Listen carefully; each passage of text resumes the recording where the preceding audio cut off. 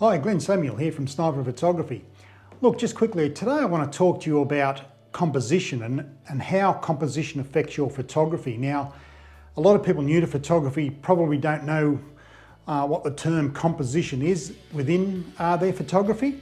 Look, putting it plainly to all of you out there that are just starting out with photography, composition is how you place your subject and what's within the frame of that image. Now, you've all seen people take photos of objects or other people and they place them right in the middle of the frame. Well, that really is a no-no when it comes to photography. There's another thing called rule of thirds. Now, it's not really a necessary rule, but it just helps you with placement of subjects inside the frame of your image. Now, if you can just imagine looking at the back of your camera and it's a grid, 2 lines that way, 2 lines that way. So the idea is to put your image sort of like in the top left, top right or bottom right of the frame, using those lines that intersect like that. Now, a lot of people just get this totally wrong. They place the subject in the middle, and it could be a person, it could be an animal, could be anything like that at all, or even a tree, even any type of thing that you're photographing. They tend to put them in the, or put that thing or that person in the middle of the frame, and it just doesn't work. It just does not work at all.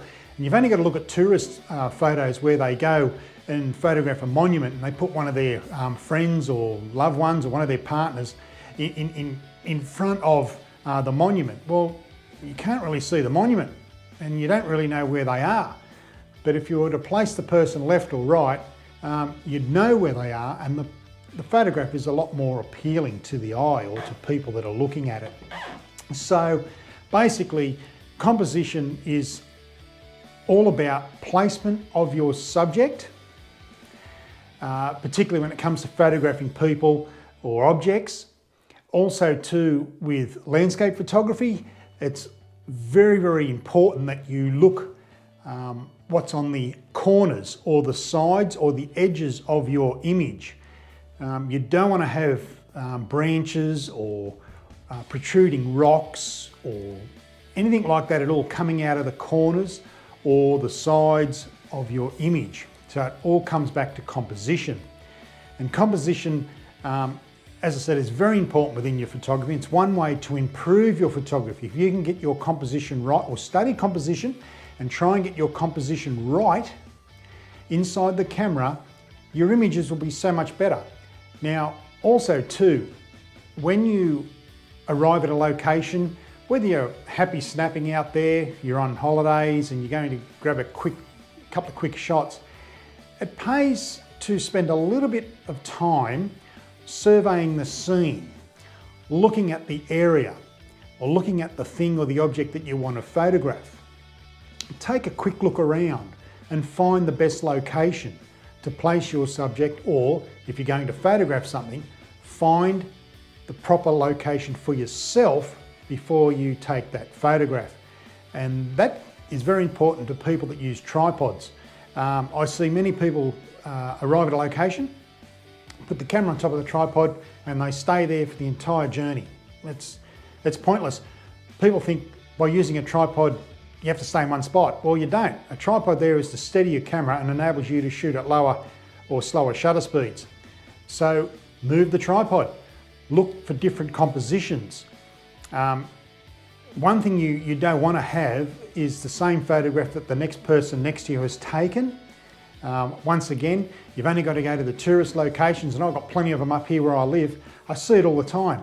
You'll see 40 people all lined up taking the same photograph. Well, that's just not really the way to go.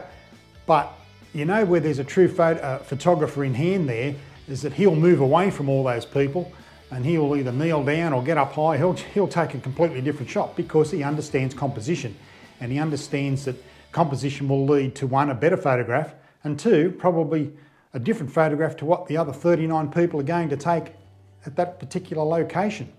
So spend a bit of time surveying the scene, a bit like a detective when he arrives at a scene or a crime scene. They look at the situation, They survey the scene and they're looking for clues. Well, with photography, we're looking for composition. We are looking for clues as well as to the best angle to be, the best place to stand, or the best place to put your subject, or the best place to stand for you to photograph an object. So composition in photography is very, very important, almost probably second to light. Light and composition really makes photography. If you can combine the both and understand both, you're well on your way to becoming a much better and proficient photographer. Much, much better. So composition, study it, watch YouTube videos like this, read, get on the internet and just study composition and employ that into your photography, because I can guarantee you if you do that, your photography will go to the next level, and that's what it's all about. Growing within your photography and studying composition, you will get there. That's it for another episode of Sniper Photography. Thanks for joining me. As I always say, be nice to yourself, family and friends, but most of all, you keep shooting, and bye for now.